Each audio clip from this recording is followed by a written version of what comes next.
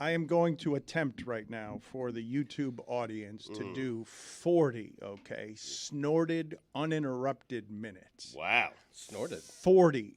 I'm going to give the audience the 40, purest 49 stuff. minutes? 49 minutes. Okay. That's what I tell my wife all the time, too.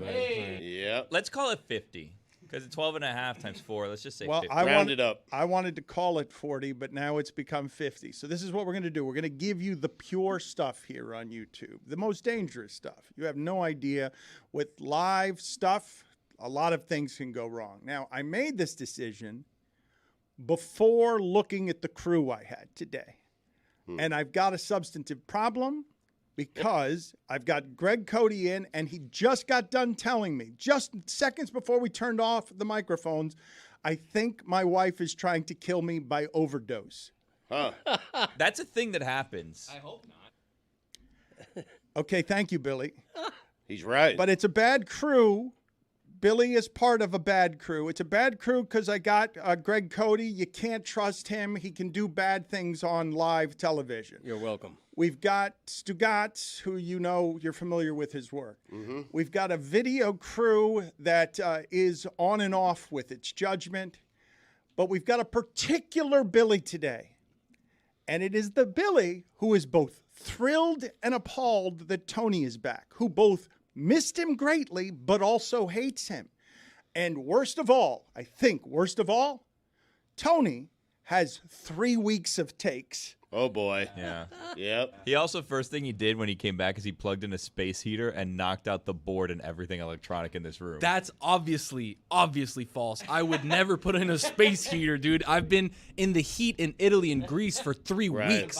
I'm wearing Italian cloth right now. Like, what are you talking about? He's got the look. He got does. the look. You know that look, right, Oh, Greg? You man. come back from Europe, and all of a sudden you think you're European. I'm surprised he's not speaking with an accent. He's wearing white linen pants. He is a walking, talking IG ad right He now. is beefcake. He is beautiful, and we have missed for a lot of reasons Tony's top 5. We will send him elsewhere in the building to give us his many takes. But Billy, you have to understand something. It's really strange to me. Chris, can you help me as the glue guy here who understands and interacts with everybody, and nobody dislikes Chris, but the dynamic between Billy and Tony is the strangest thing I have seen in our environment ever, because Billy is appreciably happier when Tony's around, but I think it's just because Billy enjoys that someone's worse at this than he is. He loves to undermine. What? Billy loves to just sneak in the back Falsehoods. door. Whoa. He does. Billy, I wasn't talking to you. I have plenty of time to talk to you. I was pretty clearly asking somebody else for their appraisal of the relationship the two of you have, because Billy is so much happier than I've seen him since Tony left. But also, he behaves in a way that I would call, on and off air, cruel to Tony. More falsehoods. You said that, but I'm asking Chris Cote. I agree with you, Dan. Billy, you have this thing where you're like, whenever you're super happy someone's here, you got to look a little past it because it's not for the right reasons. I don't know what you plan. You got something up your sleeve. You're wearing short sleeves, but you got something up there. Tony, meanwhile, and there has been no one around here, no one more patient and just trying to make his way. And he accepts at every turn that Billy perpetually undercuts him. I don't believe we have. Tony's nodding yes and you're nodding no, Billy. Please feel free. Tony, do I have any of this wrong? No, you don't have anything wrong, Dan. You've never been wrong a day in your life. The day that I'm here, the first day I get back, I'm sitting, I'm having my protein shake, I'm watching things happen on the table, and then I got to get back into it. I missed the gym for the last 3 weeks. Impossible. Anyways, Billy walks up to me, doesn't say a word, looks me up and down. I'm obviously in the shirt. You can see it on YouTube. You look great. You got more style than most around here. With the Elo pants, okay? The what? Elo. Means linen. He's dressed like a clown. Elo pants. So he looks me up and down in the chair, doesn't say a word, but gives me the, hey, what are you doing? You look like an idiot. And I look at Billy and I tell him, hey, I was gonna say something nice to you, but you brought in this energy that I don't like, so I'm gonna turn my back. And then he said, what were you gonna say? And then what was the compliment I gave you, Billy? He said you look thin. look thin. And I said I don't believe it, but thank you for saying He that. didn't say that to me.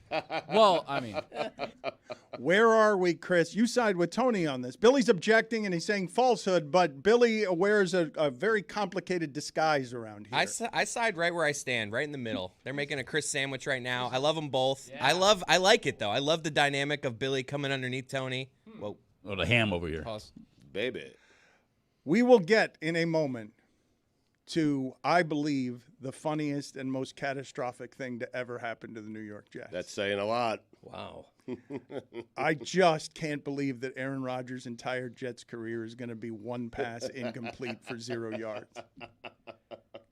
That last night was, if you were indeed a scripted league, that is the most cataclysmic and funniest thing you could do to the Jets, to Aaron Rodgers, to Monday Night Football. Stugotz, the Jets won the game, and I will say to the entirety of the audience that their season just became a regional season. They just went from a national team to a local team, even if their defense is great. Right. And that scared little boy, Zach Wilson, leads them to 9-7. He looks like a scared little boy. That's because he's scared. The Jets don't trust him. He does look scared out there. What an amazing turn of events, because you have that happen. I've been telling you guys forever, when you play for the Jets, you're not just trying to overcome your opponent. You're trying to overcome the Jets. The Jets are their toughest opponent. You are trying to come over and you are trying to get past 30 years of bad luck, of jinxes. We are the organization whose best coach should be Bill Belichick. It's not. It's a guy who had a foot fetish. Our best quarterback should be Dan Marino. It's not, because the Jets decided not to take him. We have the butt fumble. We have so many embarrassing moments. And when I tell you guys we're a tortured fan base, we expect the worst, and you laugh at me, I'm being serious, because these are the types of things that happen to the Jets. They get Brett Favre. It's the best 9-game stretch the Jet fans have ever had. Then he gets injured. You get Aaron Rodgers. Entire offseason, looks great, leader, hard knocks. We're watching it unfold. And then he gets hurt 4 plays in. These are the types of things that happen to the Jets. When I say I'm surprised Aaron Rodgers even made it to opening night, that's because I am. I was surprised he made it there. I'm surprised he didn't trip over a sprinkler at a practice. And here we are. And now, Dan, if you had asked me in that moment, are you going to be able to walk away with any sort of feel-good tonight? I would have told you absolutely not. Yet sports is so great because you have this guy, Xavier Gipson, who is a big part of Hard Knocks, who made the team, who cried, was emotional, called his mom right after. One of those stories you love. And that selection by the Jets was validated last night as he returned the punt for a game-winning touchdown. It was a crazy, crazy night. Crazy night. Tom Brady's still available, though. All right, well, we're going to get to that in a second. He's not available. Well, he's available, Bill. I mean, he's not playing for a team right now. No, but he can't Conflict own a of team interest. and then play for another team. Even though he showed up at the Patriots game and says I'm a Patriots for life, even though you've since been I mean, I don't want to bring Dwayne Wade into this, but he's since been a Tampa Bay Buccaneer. Now he's an owner of the Raiders, so he's not a Patriot for life. Let me again go back for a second, because I don't think you very often get what happened last night, not even from an NFL that is clearly scripted. Josh Allen you're talking about. Stugotz says he has some feel-good, He's but bad. that is short-sighted. 1-0 today, Dana. To have some feel-good about that. You became a completely irrelevant team the moment that happened. You cannot not have a quarterback in that league, and it's nice that you can wrap it in hope, but what just Those are happened? great moments. I mean, No, I'm not disputing that. I'm just saying in a season of 17 games, that is a cataclysm that will not be overcome. They have no Super Bowl shot. They started the season, they had one play, they had one throw, 0 for 1, not one play. One throw where the Super Bowl expectations collapsed on them. They no longer have those. You were saying 15-2. we still have Randall Cobb, though. And you still have Garrett Wilson. Garrett pretty Wilson, good. he's great. Yeah. But man, And Nathaniel Hackett. He's going to get very frustrated this year. But Stugotz has for you a top 5 people who better not be my quarterback. A top 5 people who might be his quarterback. Yeah. a top 5 happiest people after Aaron Rodgers got hurt, and a top 1 people most upset that Aaron Rodgers got hurt. We will get to all of those shortly. Tony has top 5s too, Dan, if you want those. Oh, wow. He's got a lot of takes. I have been told, Billy, the part that He's got a lot of bad clothes too. You keep saying bad clothes. You know what? I'm going to buy you this outfit so you can have some sort of style. I would never. So I can tell. I saw pictures of him when he was on vacation, and You know what? Hold on. Before you say that, I've got an issue with Billy. Billy does this thing on social media where he follows my wife and looks at her stuff. You told me to. Yes, What? but Whoa. doesn't You told me follow my listen, wife. She's respectfully- upset that you don't follow her. Took that bait, huh? That is true. Respectfully, though. Weirdo. I understand what you're saying, Billy. But you don't look at my stuff when I post, which tells me that you have me muted, but then you look at me You know what? through my wife's page. I might have you muted. I know. That might be true. Let me check I know. that. He found out one time because I accidentally took a screenshot of something he did on Twitter that I had him muted because it shows the little mute button on the top and it was activated. And I forgot that I had him That muted. deeply hurt me. Yeah. Outside of bit, that deeply It's hurt kind me. of funny. Chris Cote, I've got 2 questions for you. 2 questions. 1, are Billy and Tony friends? Yes or no? I'm not really sure, It's actually. a yes or okay. I was just during that last back and forth. I was like, "This is great. I like right. this little bit." And then I was like, "Do they like each other?" right, so- I mean, they've been flirting since they got together. They love each other. Okay, okay. I wasn't asking you, but okay. Now I want because Chris Cody's in between them, the Chris sandwich. The other question I have for you, and this one's more complicated. Yes or no? Is Billy rooting for Tony to do well on the show? That's a loaded question. I think that Tony is like my younger brother that I don't have, and I try to look out for him, but I also try to, Tony's lacked some bullying in his life, and I feel like this is the role that I fill. I need to build So you some feel like character you're the in- role that can bully me. Yeah. I need to help you grow, spread your wings a little bit. You know what I mean? Steer you in the right directions. Willie Gill. That joke's been made. Yeah. Greg Cody is here, ladies and He's gentlemen. feeling great. I mean, he's not he said feeling the Dolphins great. are going No. to the Super Oh, Bowl. I am. Yeah. He's not feeling great. We will get to the Dolphins in a second. And that was a great contribution from Greg Cody. He looks Gill. great. Bully Gill, yes. Greg Cody has a lot to say as well because of that Dolphins victory. However, he's convinced his wife is trying to kill him by overdose. He is saying when you say he is feeling great, he is not feeling great. Right. He is saying here that he has to take too many pills. He looks a bit ashen. He looks like he doesn't have enough color in his face. That's The- with makeup. the Yeah, I color. was Well, gonna say. the only color that he has is makeup, Yeah. but it's like they've put makeup on a bunch of chalk. Right. I can't lay down right now because I might look, like I'm not going to get up. Put it on the poll, please, Juju. Does Greg Cody presently look embalmed? Yes or no? At LeBatard show. Because he does. I feel like we did not hire. We just hired a mortician, not a makeup person. That's true. That he looked the way I imagine he will look in a corpse, in a corpse form in a coffin. Yeah. It will be fresh. Days later, it will look something like this. And the least shocking thing, we always joke about this. I'm not lying. I'm looking at his computer. He has the megaphone. He's looking at the numbers for his it's latest podcast. Totally inaccurate. It's just he's just refreshing the numbers. You on mean his the latest- Greg Cody Show podcast? No, it's just a coincidence that was on the screen. How's it doing? It's doing pretty well. All It's right. doing great. But my wife, she's one of these people. No, hold on. Okay. Hold on. I'd like to stay here. I got to get this off my We'll chest. get there in a second, I promise. And I want to hear more from Stugotz on the Jets because I really do want his opinion. I want to hear, if I can't tell you how much I would have paid last night to have a camera on Stugotz and have him talking to get instantaneous reaction of how it is that he felt with that happening last I night. started to get mad at Aaron Rodgers for merely playing in the Lake Tahoe golf tournament. I mean, what are you doing? If you have a calf injury, what are you thinking? Like, let's go, focus on football. There were some funny things that entered my mind.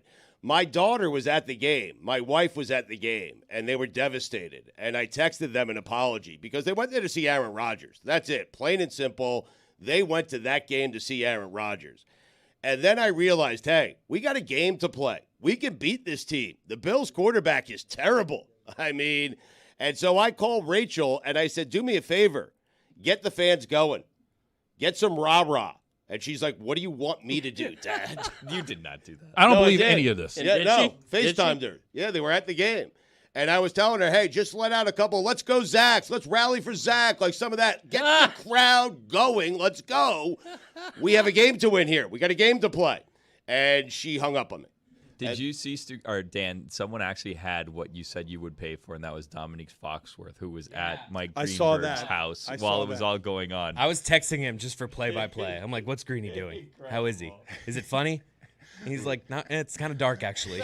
I had so many people texting me, I'm so sorry. I'm so sorry. I'm so sorry. I'm so sorry. Mike was not one of them. It almost happened. No one on this show sent me anything. It almost happened. Sorry about that, It brother. happened too fast. It happened too fast. It was almost too fast to not, like, I wanted to laugh more at something like this, but it was so quick. I started feeling bad for Aaron. Injuries stink, but I wanted to laugh. But we talked yesterday, right, about the Giants wait all those months for we got the coach now, and Daniel Jones is our guy. And sorry, Saquon, but we're not going to pay you enough, but we're going to really use that body this year. And you come out and 40-0. Right. Or the Steelers, you come out and you get 1 yard, and San Francisco has 199. And they're winning immediately, and you're like, oh, all those winning seasons. Yeah, we're not as good as they are. Okay, season's over. Like, we might win some games and stuff, but this feels terrible. But it can't feel worse than that. That right there is as bad as it can feel to be the team of expectations when you're the hopeless franchise of don't hope there. Don't hope there. Don't have any expectations. And then to have the star quarterback, the guy who makes you go from not credible to Super Bowl kind of credible. Yeah. The best quarterback you've ever had, to have him last a pass. Yep. That was bigger than the Jets even. That was the biggest story in the entire NFL entering the season was Aaron Jones going to the Jets. And Aaron what would he do? Yeah. Or Aaron Rodgers, rather. Yep. That's bigger than the Jets. I mean, it's devastating. And I don't use that word often, but that's a devastating loss for the Jets. And I agree, they're nobody's team now. They're third place. They're going to limp into third place. They'll finish, 7-10, and that'll be that.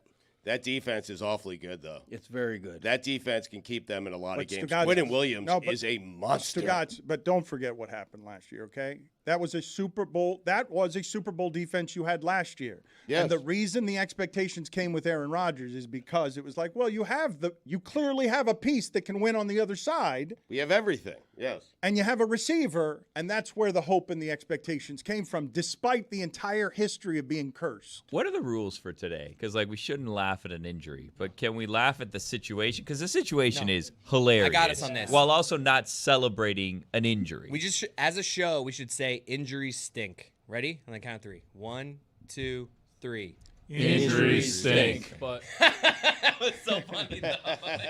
It's so fast. All the hype, Hard Knocks, and he just, I'm done. Done for the whole year. Can't you just get anyone that's You not? had the Jets. You could get not Zach Wilson, though. There's quarterbacks out there. You have pieces. You could still salvage this season. Yeah. I think there's a ton of quarterbacks who, including Tom Brady, by the way, who would not love to play for the New York All right, Jets. Stugotz, I do. did I just hear, you guys have to understand the creature that I'm working with here, okay? Because he's going to try and protect himself against what is an obviously horrible misery. He doesn't, for as impenetrable as he seems, nothing bothers him. This will bother him.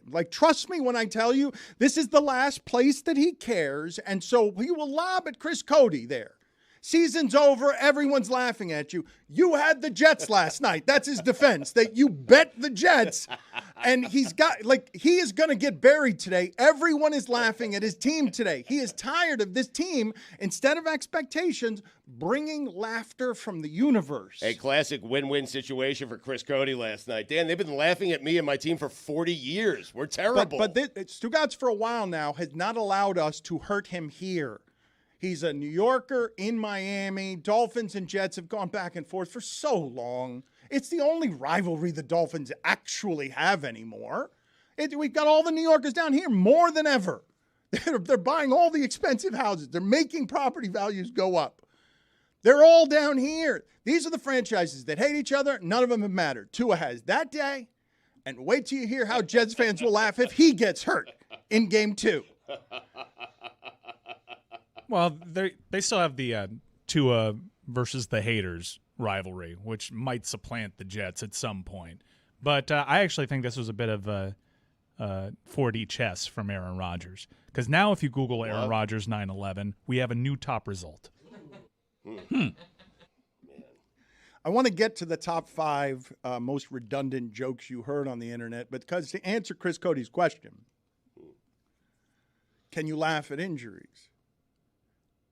The internet exists to laugh at what happened last night, inappropriately, without rules. The internet doesn't have to adhere to cancel culture norms. What happens immediately is everyone goes for not only jokes, but the same joke.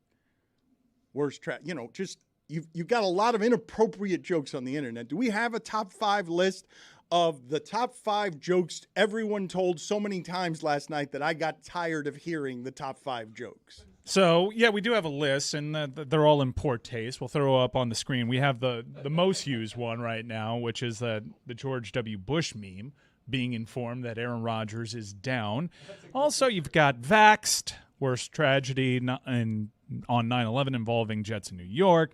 You have the highlights of Aaron Rodgers' Jets season, which is just him running out with the flag. You have, did he consult his doctor, Joe Rogan? Will he treat it with ivermectin? So you've got a lot of easy jokes that people made at his expense. This is the thing, though. This is one of the other things that makes it just super dark comedy. That was a cool moment with the American flag. And do you know what a battering that flag has taken in that sport and in this country? So much so that at this point, I'm dead serious about what I'm telling you. If someone's got one of those on their truck, I'm not really sure what they're about. And so that flag is something that I Kind of sure, though. that flag is more something, sure than ever. Okay. Regardless, what I'm telling you is my feelings about that flag have taken a real battering over the last 6 years and in that league since Kaepernick knelt before it. And yet I, too, was moved. Like, I know who it is that's carrying that flag, holding it as a symbol for America. And that relationship was ours, and it's now McAfee's. And there's a whole lot there in the politics of that.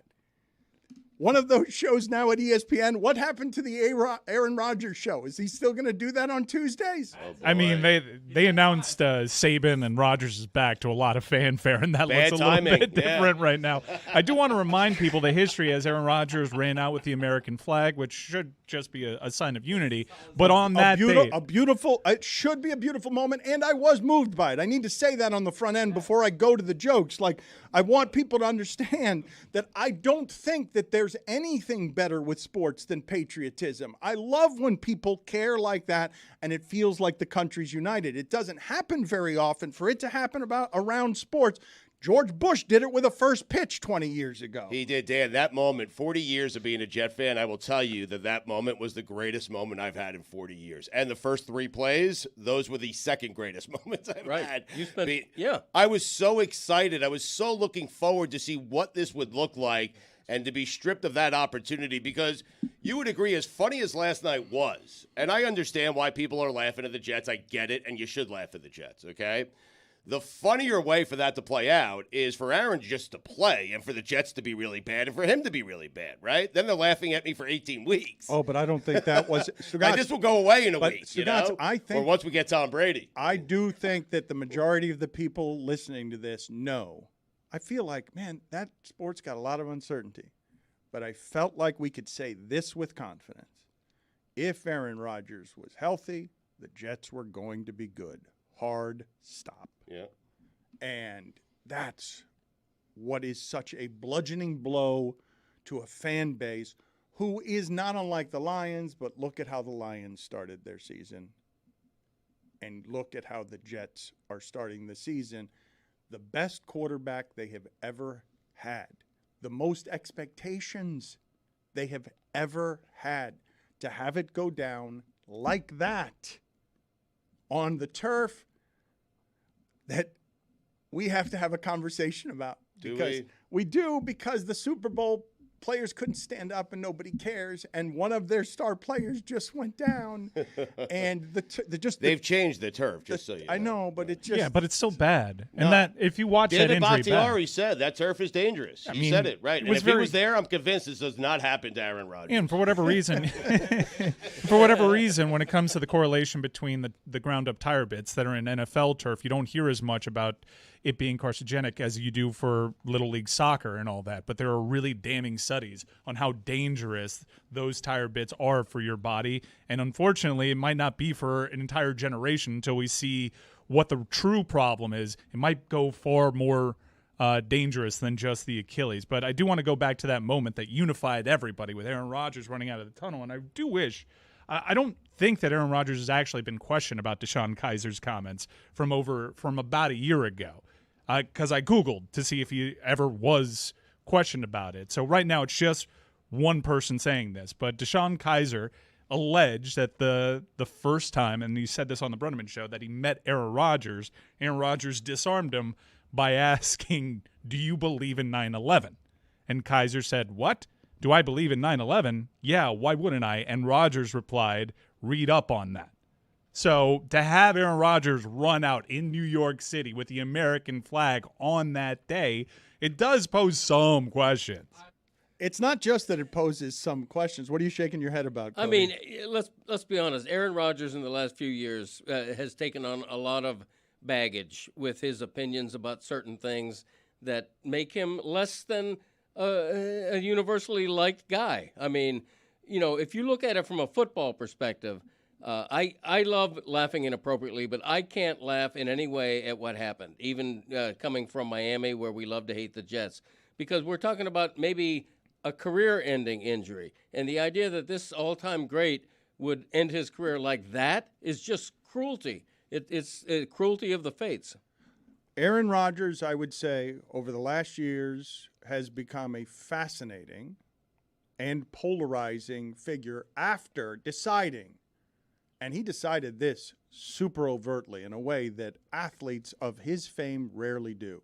He went from hidden insurance salesman, yeah, I'll be your State Farm guy. Sure, football needs some stars. His quarterbacks change. I'll just be a commercial pitch man. Yep, no problem. I will be face of the league. He decided, nope, I'm going to let it fly with psychedelics and what I've learned and what I'm doing and what I think. And I'm no longer going to be the quarterback who stands in front of his locker and refuses to give the media anything. He has decided through family trouble and relationship trouble, as he has explored his life and gone to learn at how his family has turned him, and because he doesn't get along with his family, into the person that he is. He's having a midlife crisis as one of the all-time greats, and also a human being that you can't explain, as I think that he's better than any quarterback ever, how it is that Tom Brady won so much more than he did, so that we will never discuss Aaron Rodgers as the greatest quarterback ever. We will discuss him the way we discuss Marino, like, yeah, he was great, but why didn't he win more? For that legend to take all of those expectations to that city, New York, and to have Aaron Rodgers not be able to make the Jets better, but the Jets to finish his career in that fashion, for the Jets to swallow him, because that is in all likelihood a career-ending injury. That is in all likelihood the last play Aaron Rodgers will play. Now, he may come back to that, but I will remind you, this is a human being who was talking about retiring before having to rehab at 40, whatever an Achilles tear is. Like, he was already halfway out the door with everything that was happening to the Packers, and he spent the last couple of months telling us how joyfully happy he was to be in a new place. You think that's the way Aaron Rodgers is going to go out? Not a chance. He's not done, Dan. I mean, Dan, come on. Seriously. I'm just saying it could be because of how hard it is at the body to recover from that. I'm not saying it is. He's going to give it a go, though, Dan. Okay, but I'm saying, like, if you're saying that, you don't know Aaron Rodgers. Now, listen, I thought Aaron Rodgers was Jake Owen. Owen. Clearly, over the last few years, I don't know Aaron Rodgers. If you saw anything that happened with Aaron Same Rodgers, here. you are absolutely correct. He's going to be just fine. He's going to come back because I'm pretty sure he restructured his contract where his base this year was like $1 million and next year he's owed like $100 million. So he's going to be coming back. Also, before the show, we were walking around talking about these injuries, and we have people that have, experience with this injury. Yeah. Tony was telling me that his dad has this injury and he's just fine, and Aaron Rodgers is going to come back. I don't know about just fine. My dad was playing hoops, felt a kick in the back, turned around, nobody was there. It's a symptom of an Achilles tear, by the way. If you're playing basketball or any sort of sports and you feel somebody kick you and nobody's there, who kicked me? That's a problem. It's my Achilles. But he's fine. He had surgery. Guy walking around on one crutch is fine. I will remind you that Dan Marino came back from an Achilles injury and did very well. Came back like at what age? Fully Not at 40. But he was 8 years younger. Whatever you can think, whatever you like. I don't know if it's a career-ending injury or not. I just know that what is up ahead for Aaron Rodgers is going to physically hurt a great deal. And this was a person who's been telling you for a while, I'm thinking about getting to other things, and might take cues from the universe on maybe I should stop doing this, because if he had retired, you guys have questioned this, and you've been right. He hasn't been able to retire, but he spent a lot of the last few years talking about retiring. Yeah, no, of course he doesn't want to go out like that, but can you imagine how funny it has to be to anybody who hates the Jets for Aaron Rodgers to try and bring his greatness to them and have it on Monday Night Football? Aaron Rodgers said before the game, he said, nobody dreams about being on 1 o'clock games. Everyone dreams about being on Monday night. And he came out, Stugotz, on Monday night as the star of the sport with the American flag. Mm-hmm. And I don't believe a whole lot of people objected to that moment. Me personally, I couldn't get around all of what football's been the last 10 years, him included. We will not talk about Kaepernick this year, nor will we talk about... I was just going to say, what if this is the solution? What if this is when they bring back Colin Kaepernick? That's what Jamel... This scenario. That's what Jamel threw out there. He might be on the list. I don't know. He's available. He is available. I'm officially well beyond the eye roll tipping point when There's it comes so to many Kaepernick weapons, suggestions. That he has there. Right. I can't help but laugh symbolically as art from the cosmos, comedy from the cosmos. End racism is leaving your end zone. It hasn't, by the way. That was fake Los news. Angeles. It's been there. Yeah. And so is it takes all of us. Okay, it is fake news. All right, so end racism, it's not over yet. I don't believe we're going to be talking about the American flag the way we talked about the American flag when we were talking about the George Floyd stuff and football and the way football turned on Goodell, and Goodell from one moment to the next, I was wrong about everything with Kaepernick. It was just stunning to see because Mahomes said, hey, wait a minute. I see you. Hey! And then Goodell's like, okay. All right, Jerry, get out of here. Jerry, take your racism and go. Get out of here. Everybody get out of here. I'm sorry. For Aaron Rodgers particularly to be running out with the American flag, I looked at it and I'm like, NFL, you laundered your racism. You tried to do it with Pat Tillman. We wouldn't let you. You laundered it. You succeeded, NFL. You can do anything. You can do anything. The American flag now means this guy carries it out into New York.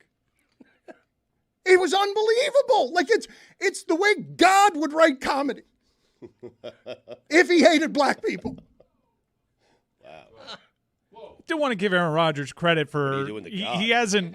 I mean, he's been very divisive with his platform, but he answered the bell when it came to the George Floyd stuff. He totally did, and he was applauded for how he came out with his messaging for the George Floyd stuff. It was the pandemic that got everything kind of wonky. And ayahuasca. Mm-hmm. This is another thing, though. This is like, how can you not laugh at the moment Aaron Rodgers becomes the leader of the Jets? He's out here advocating publicly for psychedelics. That's my guy. Yeah, we don't care about that as much anymore because he's with the Jets. He's the face of the new face of the league. Post Brady, he and Mahomes are the new face of the league. So we'll forgive the psychedelics. This is all unfair circumstantial evidence, but anytime someone tells me about the healing power of mushrooms, I'm going to cite what's happened to Aaron Rodgers. Hold on, there's some really good properties to mushrooms. I had some this morning, lion's mane. Okay, Billy, let's talk about this because Tony does. Is that why he's wearing sunglasses? Tony grabs a lot of things that pop culture touts, and I believe that at this point, Tony would follow Huberman Lab or Huberman Lab. Huberman, Dan. Sorry. Andrew Huberman. Yeah. That's a fine. Is it a fine? Okay, hold on a second. $1. But I think he's following life choices that Huberman is suggesting here. And so now you're taking some mushrooms in the morning? Dan, I'm taking some lion's mane. I take some turkey tail as well. Turkey tail. Yeah, some great like a stuff. feather? Dan, no, it's not a feather. It's a capsule. Dan, I know you know about lion's mane and turkey But tail. is it? Don't Wait a play minute. coy But with me, is Dan. lion's mane a psychedelic? Is it, No, is it's it not mushroom? psychedelic. It's I a don't- mushroom, non-psychedelic. Jake Plummer was on the show, I don't know, a year and some Okay, change ago. I mean, and he was talking about the healing properties of His turkey are tail. psychedelic, okay? I mean, No. Have you seen Jake Plummer? Like, I have. He's a Okay. totally normal guy. Just like Aaron Rodgers. Jake the Snake. Billy? have you seen Jake Plummer? Yes. Okay. Well, continue, please. I don't. I need go no further. There are some people in our audience who may not know what Jake Plummer looks like these days, so you can help them because this isn't just visual and you have He's a like in a microphone. bomb shelter somewhere in Colorado where he's growing a bunch of mushrooms that he then tells us are not psychedelics, but they seem very clearly to not be psychedelics. There's a lot of judging books by the cover when it comes to mushrooms, and I'm sure people feel Agreed. passionately about all of this, but there has never been a time ever where someone has told me, where someone has espoused the virtues of mushrooms to me, where I'm like, you know what? This person has it all figured out. I'm gonna trust them with this. Not once. Greg Cote, your thoughts from last night. Obviously, anyone can say it was a disaster. What thoughts did you have? What observations did you have that you weren't seeing elsewhere? And what do you want to know about Stugotz's genuine feelings here? Because Stugotz will try to hide from us all show, and we cannot allow it. I'm still focused on mushrooms. I love mushrooms so Attaboy. much. Yeah. When did mushrooms become a psychedelic? Can't I just saute them in butter and olive Beginning oil? of time, And- a little garlic. And a little garlic, that's right, Roy. Yeah. And enjoy them. I mean, when did the mushroom become usurped and taken over by the psychedelic industry?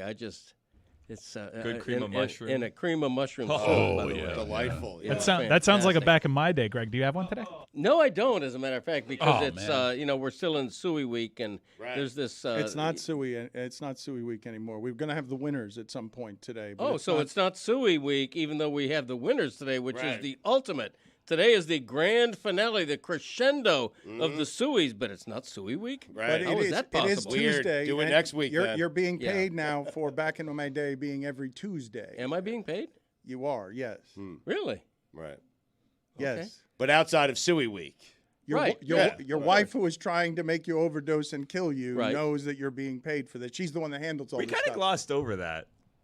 Which part? The fact that his wife's trying to murder him, Well, apparently. yeah, we'll get Oh, to yeah, it in a that's right, second. yeah. We're not going to get to his Jets thoughts because Right. clearly he doesn't have any interesting Well, he's ones. thinking about Well, it's- mushrooms. it's Suey week, yeah. I think the Jets' defense will make them a competitive team. No, it's okay. I don't need your thoughts now. I wanted your thoughts before. I don't want okay, them 10 anymore. seconds later. Well, what you don't want happened? my I don't. thoughts. Okay, I fine. wanted the thoughts, and he didn't have any. He gave me mushroom Okay, thoughts. and then which- I could get into fried mushrooms as well. They're fantastic.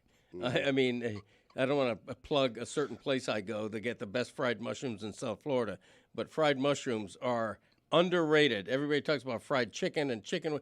Fried mushrooms are the way to go. You're talking about Duffy's? Talk about an appetizer. You said it. I didn't. Talk about an appetizer. Duffy's? I'm Put trying it- to They get have them as a fried guest on the mushrooms? Greg Cote Show podcast, so I don't want to mention them yet because we're in negotiation. But their fried mushrooms are the best.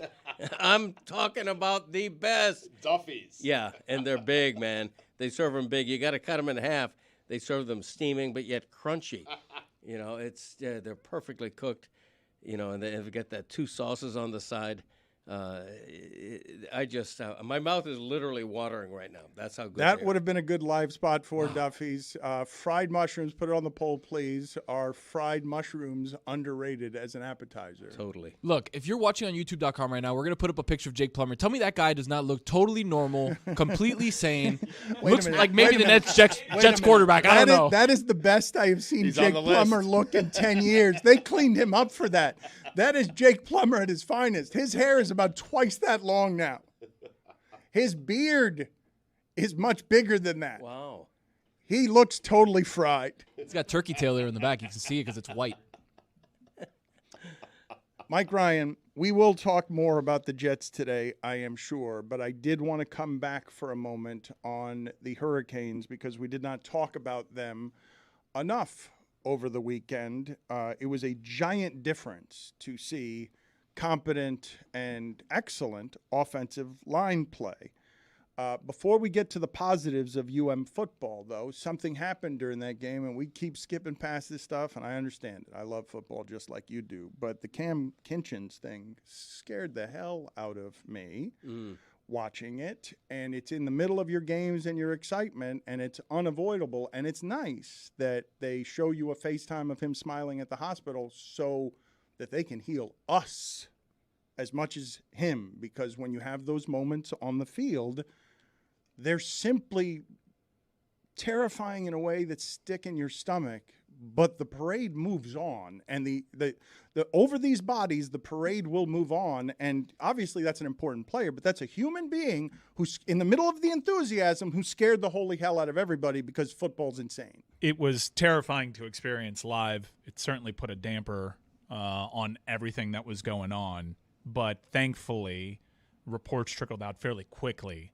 that Cam had full mobility, and by the next day, word was that he was moving around normally, and they have a light part of the schedule here. I imagine they're going to take appropriate time to rest up Cam, but it appears as though he escaped severe injury, and there's talk that he's returning in a couple of weeks, which is amazing considering how scary that one moment was. It was incredible how quickly the scare was passed, to the degree that Mario Cristobal is dancing with players in the post-game locker room, and Cristobal comes into the post-game news conference, and the first thing he says is, "How about them Hurricanes?" Yeah. So kudos to them because they're very secretive, as you can tell from their press conferences now, because they're dealing with a lot of injuries on the heels of that game. Right. Mesidor, their best pass rusher, great NFL prospects for them, is dealing with an injury, and there's all sorts of ambiguity there. This is the quickest they've ever come out with injury news, and thankfully it was good news with Cam. Yeah, because they let's put it this way, that was such a huge win for the program. They had to celebrate it.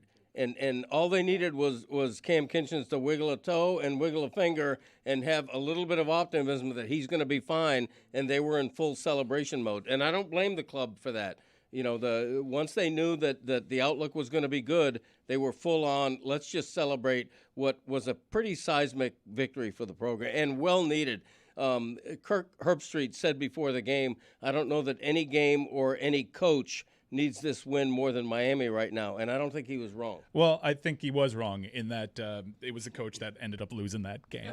And I've been very judicious with Hurricanes talk, and I've been very rational to the point that I take exception to the description of yesterday's local hour where it said Mike was excited. It should have said Mike was totally rational and only talked about the Hurricanes for 90 combined seconds.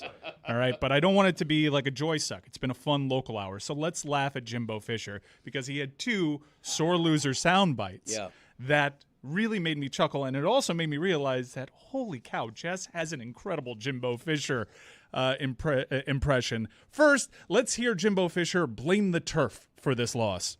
I don't know, maybe we had the wrong cleats. I don't know. I mean, the middle of the field did slip, but they had the same guys we did. I know Connor did a couple times. He was getting ready to throw, his feet went out from under him, and that happened. What will happen a lot of times when you play at teams that have different logos, in other words, I say multiple teams play at a sport, they change that logo out.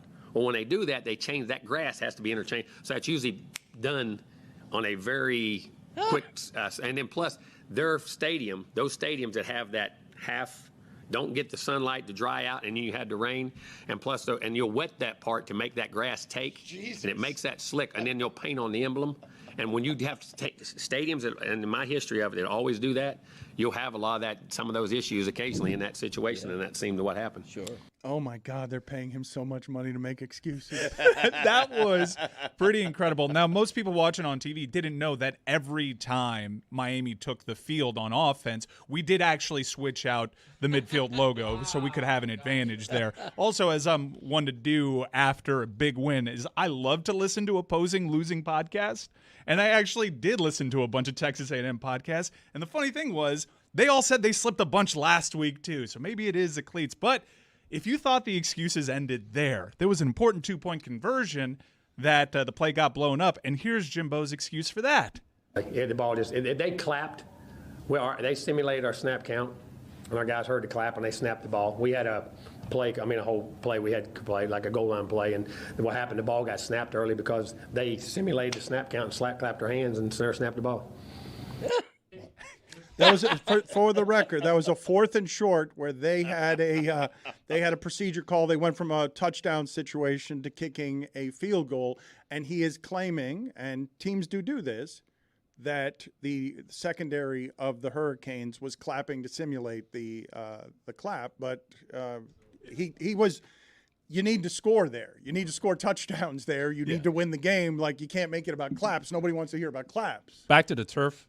The Dolphins haven't played at the stadium since August 11th. Yeah, what the hell is he talking about? Yeah, but I mean, Practices, they got the ceiling, and he's played there plenty. Right. So I've actually, in searching for this video, I searched Jimbo Fisher snap and clap, and apparently this is one of his go-tos. Every year, every time they lose, it's like the opposing defenders are out there simulating. So I actually saw the video, and it's literally a safety clapping at his corner, like, hey, Right.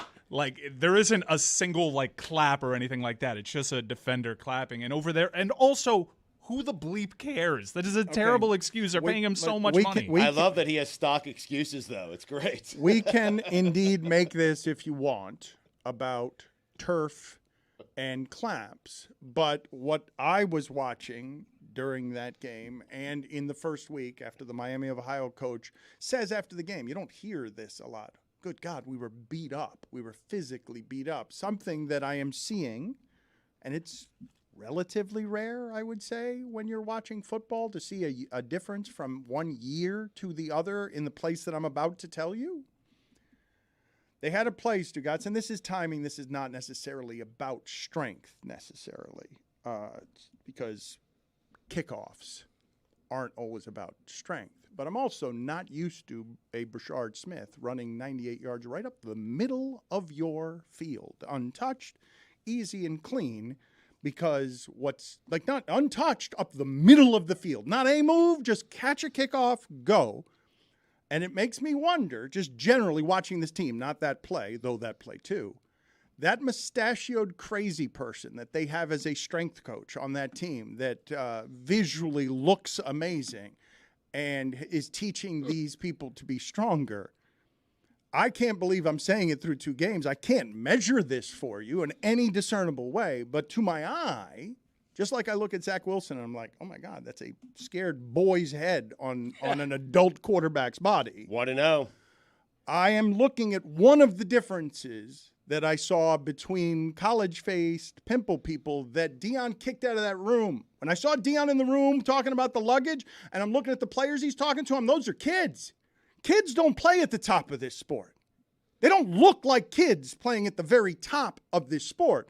And I think I physically see, maybe my eyes are lying to me, a stronger University of Miami football team, physically stronger. You're seeing a different University of Miami football team because there's 40 new players. We turned the roster over, and yes, some of the players have grown and developed inside the strength and conditioning program. A lot of players have put on 30-plus pounds since getting into it, but also we've recruited bigger, meatier men.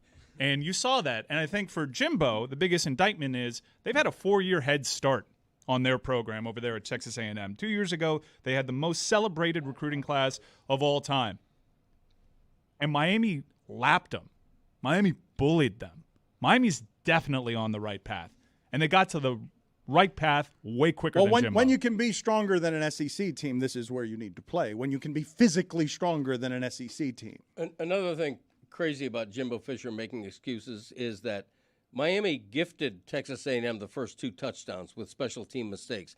This was, by all intents and purposes, a 48-17 type route. That's the way it should have been. That was the disparity in these 2 teams. One of the things that was jarring to me, though, because we talked about this yesterday, Stugotz, to watch an Alabama game and to be like, oh, they're not just stronger than everybody anymore. I don't mean stronger as in better. I just mean, oh, they're not actually physically much stronger Texas than is, yeah. But on top of that, wow, a lot of breakdowns on defense. Who's their defensive coordinator? Mario Cristobal got it right. The coordinators are gone. Maryland already wants Gaddis out. I mean, Bama's irate about their DC. Mario Cristobal realized he made a mistake with his hires, and he turned it around. And Nick Saban's NFL quarterback streak has ended. They just don't have the quarterback This play. is the new and unimproved Dan LeBatard show with the Stugotz. Gamble on by DraftKings.